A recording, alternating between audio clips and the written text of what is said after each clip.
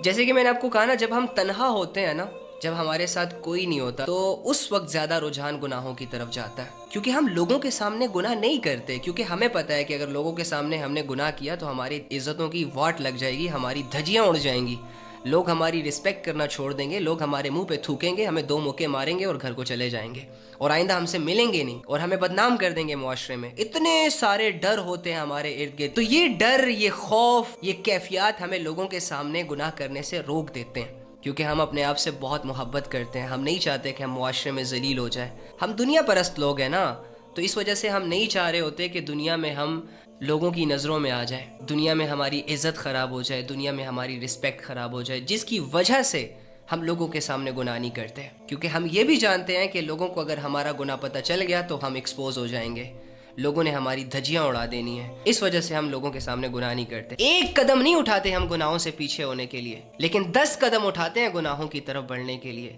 اور پھر بعد میں جب گناہ ہو جاتا ہے تو پھر سر پکڑ کے بیٹھتے ہیں اور کہتے ہیں ہم نے بہت کوشش کی ہے بھائی، لیکن گناہوں سے نہ بچ سکے۔ اب گناہوں کا تصور آتا ہے پہلے،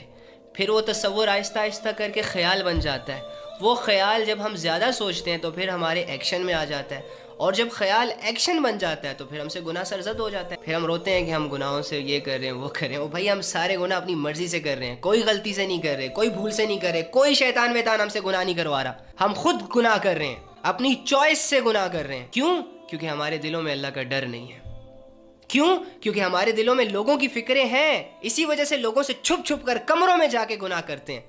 لیکن اس رب کی فکر نہیں ہے جو کمرے میں بھی ہے، جو باہر بھی ہے، جو شارک کے بھی قریب ہے، اس کے ہونے کا یقین ہی نہیں ہے میرے دل کے اندر، تو میں نے ضلالت میں ہی جانا ہے، میں نے اندھیروں میں ہی منہ مارنا ہے، میں نے بے حیائیوں کو ہی پروموٹ کرنا ہے۔ جب اس کے ہونے کا یقین ہوگا، جب مجھے پتا ہوگا کہ میرا رب جس نے مجھے پیدا کیا، جس نے مجھے آج تک کھلایا پلایا سلایا، جس نے میری ہر نیڈ کو پورا کیا، جو مجھے موت دے گا اور مرنے کے بعد مجھے زندہ کرے گا، اور زندہ کرنے کے بعد مجھ سے میرے ہر عمل کا پوچھے گا، اگر مجھے ان باتوں کا یقین ہوتا تو مجھے بتاؤ کیا یہ تصور، یہ خیالات، یہ ایموشنز مجھے گناہوں کے قریب جانے دیتے؟ مجھے اللہ کا ڈر گناہوں کے قریب جانے دیتا؟ لوگوں کا ڈر مجھے گناہوں سے روک سکتا ہے، تو کیا اللہ کا ڈر میرے اندر کی ڈیزائرز کو چینج نہیں کر سکتا؟ کیا اللہ کا ڈر میری زندگی نہیں بدل سکتا؟ لوگوں کو تو آپ دھوکہ بھی دے سکتے ہو،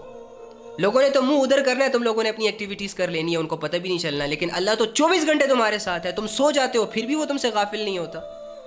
اس اللہ کو کیسے دھوکہ دے رہے ہو اللہ کے بندو؟ اور رونا روتے ہیں کہ بھائی گناہ ہو جاتے ہیں، خود سے ہو جاتے ہیں، یہ ہو جاتے ہیں، وہ ہو جاتے ہیں، کوئی خود سے نہیں ہوتے، کوئی خود سے نہیں ہوتا، ہم خود کرتے ہیں گناہ، کیونکہ ہم شوقین ہیں گناہوں کے، ہمیں لذتیں چاہیے، اور بھائی ہم نے دنیا میں نام کمانا ہے، اور نام کمانا تو ناچنے گانے سے بنتا ہے، اور بھائی ہمیں پیسے چاہیے، حلال کمانا مشکل ہے، حرام کمانا زیادہ آسان ہے، اس لیے میں کیوں حلال کی طرف جاؤں؟ جب انسان مٹیریلسٹک چیزوں پر اپنا ایمان بیچ دیتا ہے نا، تو پھر اس کے ساتھ